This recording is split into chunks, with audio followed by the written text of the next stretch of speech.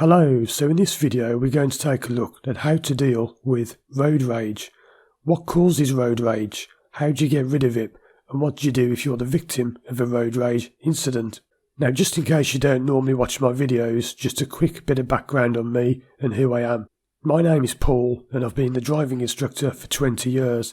I'm also a therapist and I work with people on both sides of the fence. So I work with people who suffer from road rage and I help them to become more calm and more relaxed when driving. I also work with the victims of road rage incidents and anyone who has driving anxiety, and I help people get back on the road and enjoy driving again. Now let's look at this video clip here where you're going to see me driving along the motorway. I want you to look at the rear view camera of my car and look on the right hand side and you'll see a green van with a dark coloured car behind it. Now what you're going to see in a moment is the green car is going to flash the lights. Now you see them flash, but why were they flashing? But what you can barely see is that behind the van there is a white Audi, and this Audi has just cut right across a solid white line, so close to the car. That's why they're flashing the headlights, saying, "What are you doing?" Now watch as the white car now cuts across another double solid white line, comes up behind me and flashes the headlights, saying to me, "Get out of the way." Well, I had to move over and be in that lane to help the van out, because that van, the white van, was joining the motorway. Now I've done nothing wrong. I'm doing the speed limit and I'm driving perfectly properly. Now we're going to switch to the front camera now and just take a look at what the car does after it's passed me. They get right at the back of the other car, flashing the lights at them. See the way they're braking on and off the brake, flashing the lights. Watch as they now swerve aggressively left and right, and they're flashing the lights at everyone. Look how close they're driving to them. This is where people get driving anxiety. Look at them swerving left, flashing the lights. Those vehicles won't move, so the white car now swerves back to the right, flashing the lights again. But why do people drive in such an aggressive way? Well, if you understand this, it helps you to really feel calmer when you're driving, because if you understand why they're doing it, then it makes more sense. The reason people drive like that is that we each have two halves to our brain. The one half of your brain controls the intelligent side of things. That's things like your numbers, your language, your mathematics, all those kind of intelligent things are taken care of by the one half of your brain. The other half of your brain is in control of your emotional side, so that's things like the music that you like, the clothes that you wear, the car that you buy. There was a famous French psychologist called Émile Coué, and he said that whenever there is conflict between the intelligent side of the brain and the emotional side of the brain, the emotional side wins. Now, when you look at people driving on the road like this, that's the problem. They are driving with their emotional side, not their intelligent side. So you might be driving along thinking, why are they being so stupid? How could anyone act like that? Well, it's because their brain has been overridden by its emotional side. They're effectively driving like a child.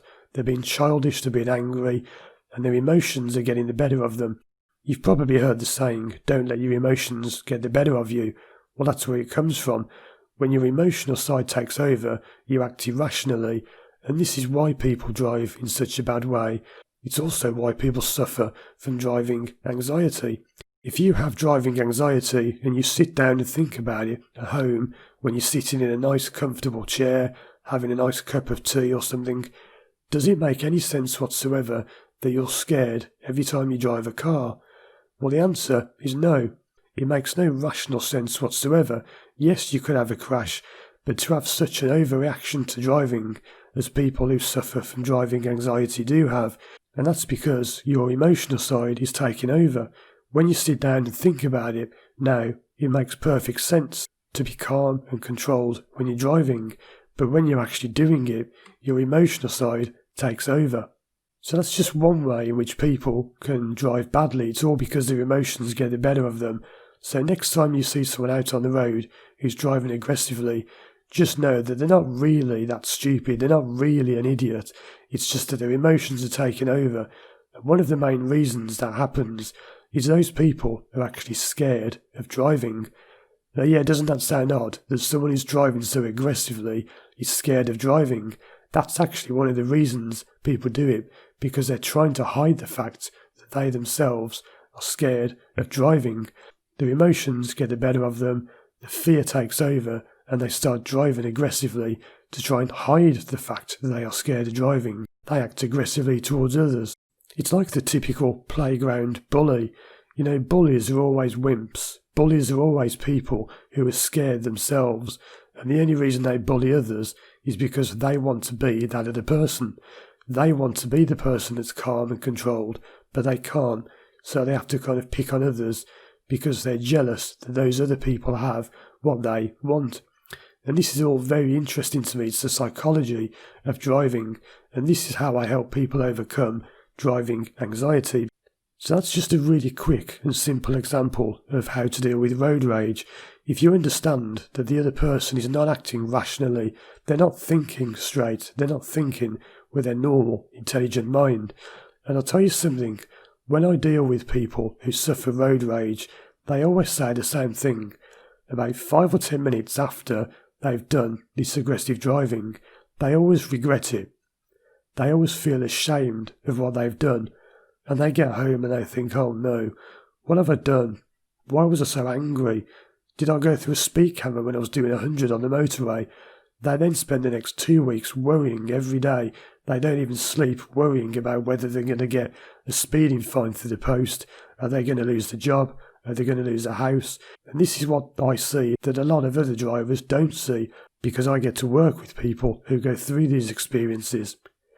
Now, if you want to see more videos like this, let me know in the comments, and there's some others you can check out which I'll put a link to on the screen now and in the comments section below. There's one where you can see me being attacked in a road rage incident. There's also another video you can watch of somebody trying to make a learner driver crash on a driving lesson, and these are all great examples of why it's so important that I do the work I do now and help people overcome road rage and driving anxiety. If you'd like to find out more about me and my work and get rid of your road rage or your driving anxiety, just visit my website firstdrive.com. There'll be a link in the description below, and you can find out more about me and what I do and how I can help you. Thanks for watching. If you like this video, remember to give it a thumbs up, and I'll make more like this in the future. So thanks again. Check out the other videos on the screen now, and I'll see you again soon for more videos.